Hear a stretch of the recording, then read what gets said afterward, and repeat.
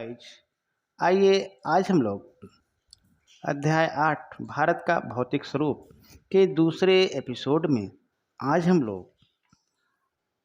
आगे हम लोग देखेंगे थार का मरुस्थल के बारे में। आइए देखते हैं। इसके पहले हम लोगों ने उत्तर के पर्वतीय भाग और उत्तर का मैदानी भाग के बारे में अध्ययन कर चुके हैं। आज हम लोग थार का मरुस्थल के बारे में जानेंगे।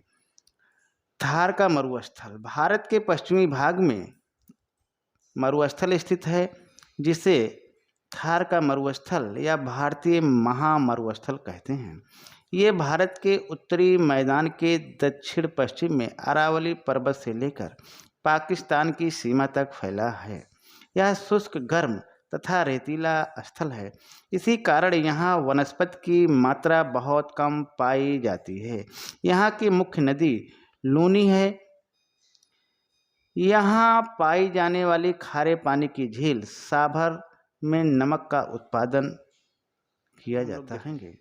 दक्षिण का पठार उत्तर के विशाल मैदान तथा तटीय भागों के बीच दक्षिण का पठार या प्रायद्वीपीय पठार स्थित है। यह पठार प्राचीन कठोर रवेदार चट्टानों से मिलकर बना है। इसकी आकृति त्रिभुजाकार है। इसका धरातल काफ़ी ऊंचा नीचा है। इस क्षेत्र में कई पहाड़ी श्रृंखलाएं तथा घाटियां स्थित हैं। यह पठार उत्तर पश्चिम में अरावली पर्वत, उत्तर में विंध्य एवं सतपुड़ा पर्वत श्रृंखलाओं तथा दक्षिण पूर्व एवं पश्चिमी घाटों से घिरा है। दक्षिण के पठार को हम कई उप विभागों में बांट सकते हैं। इनमें प्रमुख है मालवा का पठार, छोटा नागपुर पठार और दक्कन का पठार।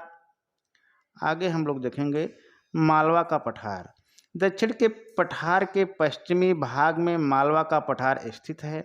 यह उत्तर की ओर ढालदार और अंततः उत्तर के मैदानी भाग में मिल जाता है। यमुना नदी की कुछ सहायक नदियों जैसे चंबल, बेतवा आदि का यह उद्गम स्थल इसी पठार पर है। आगे हम लोग जानेंगे छोटा नागपुर पठार। दक्षिण के पठार के उत्तर पूर्वी भाग में छोटा नागपुर पठार स्थित है।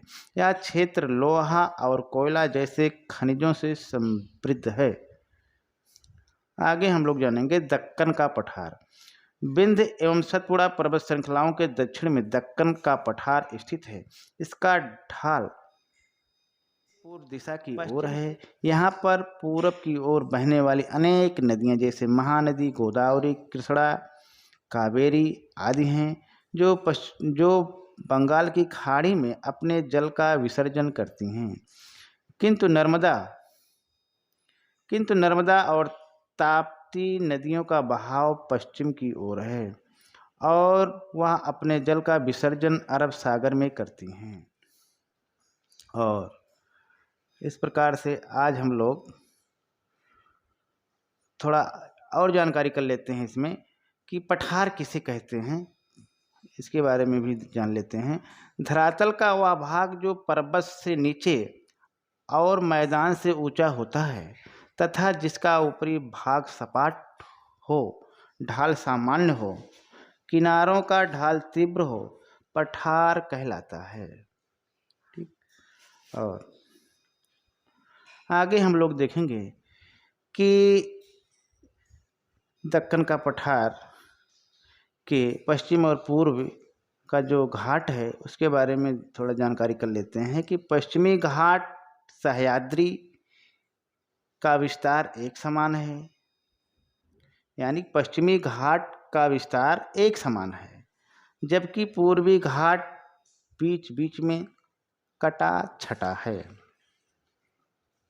आइए आगे चलते हैं। आगे हम लोग जानेंगे भारत के पठारी भाग का महत्व। आइए देखते हैं। दक्षिण के पठार की प्राचीनतम शैलों में अधिकांश खनिज पाए जाते हैं।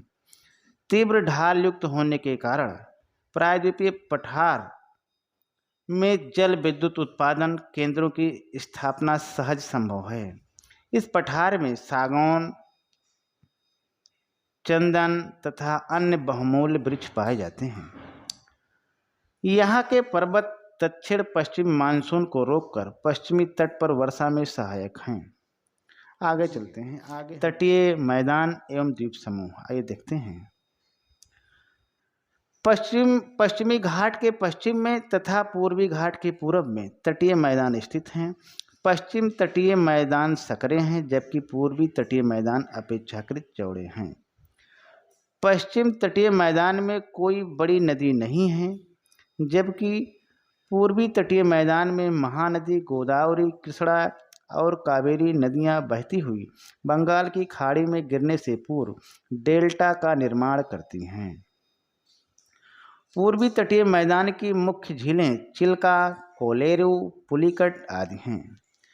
आगे हम लोग जानेंगे भारत के 2 द्वीप समूह के बारे में। भारत के 2 द्वीप समूह हैं जिनमें पहला है लक्षद्वीप तथा अंडमान एवं निकोबार द्वीप समूह। लक्षद्वीप द्वीप समूह अरब सागर में स्थित है। यह मूंगे कोरल से बने हैं। इस द्वीप समूह में अनेक छोटे छोटे द्वीप हैं। अंडमान और निकोबार द्वीप समूह बंगाल की खाड़ी में स्थित है। इस द्वीप समूह के द्वीप अपेक्षाकृत बड़े हैं। और आगे हम लोग जानेंगे कि तटीय मैदान और द्वीप समूह से क्या लाभ है। आइए देखते हैं। पूर्वी तटीय मैदान बहुत उपजाऊ है, जहां धान की अच्छी उपज होती है। नेक्स्ट है पश्चिमी तटीय मैदान में मसाले, नारियल तथा रबड़ की खेती की जाती है। नेक्स्ट है भारत के व्यापार, पर्यटन एवं सुरक्षा की दृष्टि से द्वीप समूहों का विशेष महत्व है। आज यहीं तक। बहुत बहुत धन्यवाद।